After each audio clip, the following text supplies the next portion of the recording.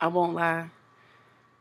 My heart is still thawing out on the kitchen counter, and even though I moaned I loved you and other variations of sweet things behind closed doors, you kiss my chest where it's hollow. Being hurt does something to you, calluses you into this cocoon of resentment and disregard for decisions you may make next. And there's also this bravery that you cuddle with.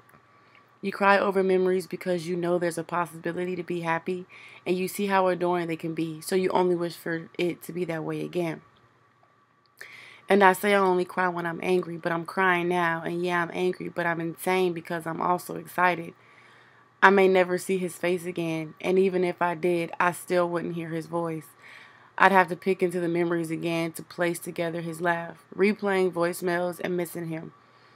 But of course, fighting with myself to do none of this.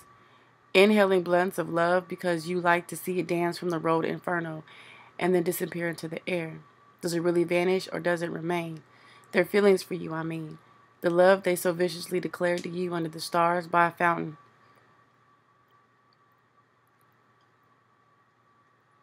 You wonder still about their heart, and at any moment of the day do they think of you like you think of them, like when you remember the muscles in their lips as you kissed and how it made you warm inside, like when you remember his hand on the small of your back, or how he'd stare at you while you didn't see him staring at you in your peripheral vision because you were watching his favorite movie, like when it cripples you in your daily activities, pausing while brushing your teeth and slowly rinsing your mouth out trying not to gag. Looking into your eyes because you know he once looked into your eyes and you hope to see his eyes just one more time. I still sleep in his shirts. His last name written on the collar of the Air Force One. He hasn't asked for them back and I won't. Excuse me. He hasn't asked for them back and won't, so I'll continue to regret the way things ended and accept the outcome of unresolved issues. Kind of like those trigonometry equations that we solved but never really solved. It seems we had a baby. I named her Apologies. Apologies unmuttered because you felt yours meant nothing and I'm stuck. Seems you got out of the quicksand faster than I did, but what gets me, Cadet, is you left your war buddy behind.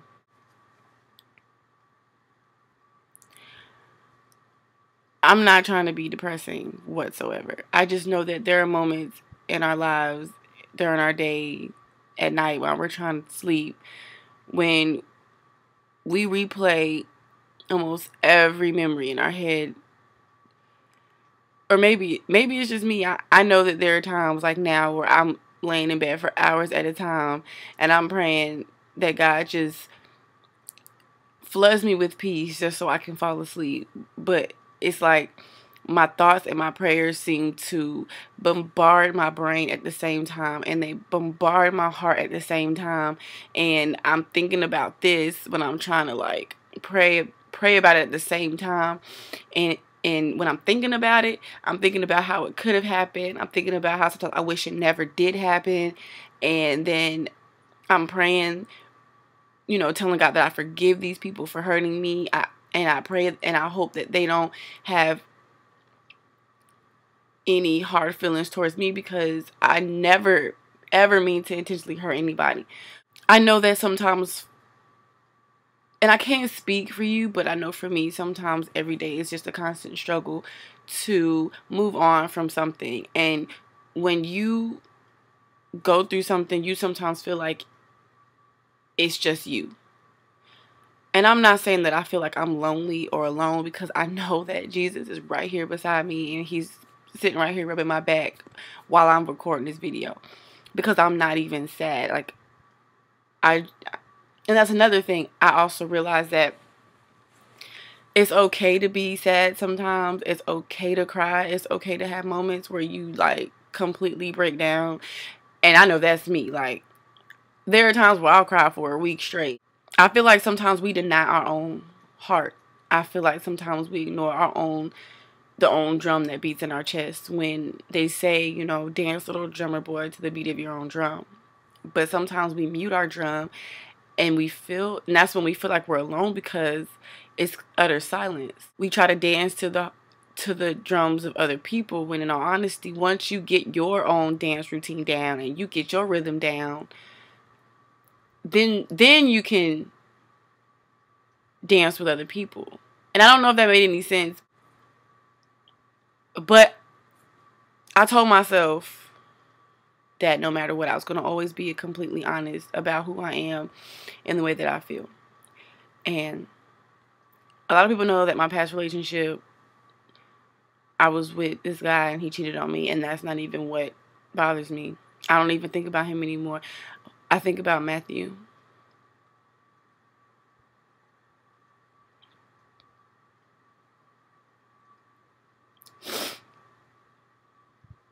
I think about him every day.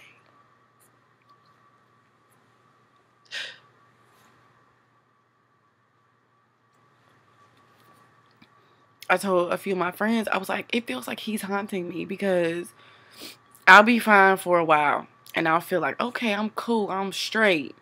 Then he'll come into my job and I'm like, and I just like crumble all over again. And what really pisses me off about the situation is that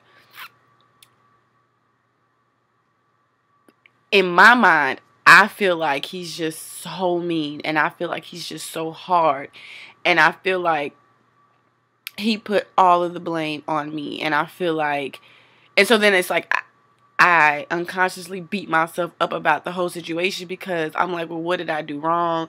But then I'm like, wait a minute, I loved you to the best of my ability. I loved you on purpose, and you're mad at me for what? You know? And I guess it just blows my mind how the same person that can kiss you and love you and whisper all these sweet things to you and all these promises, especially that I love you, can turn around and say things that hurt you, and with the same lips. And then y'all aren't dancing together anymore, and you're just like, okay, I'll dance alone in the rain. But I'm not gonna lie, like, I can't lie to myself, and I'm not gonna lie to you. Like, I know that I miss him. I know that it's an open wound. It's unresolved, because there are so many things that I want to say to him, and I don't know. I want to scream. But anyways, my Houston trip was fun. I had an amazing time, just with the simple fact that I love to meet new people and I love to learn new things. Everyone wants to know how the interview went. The interview went well. However, I don't believe I got the job. But at the same time, I'm not upset, because the one thing that I prayed for and the one thing that I asked everyone else to pray for was that God's will be done.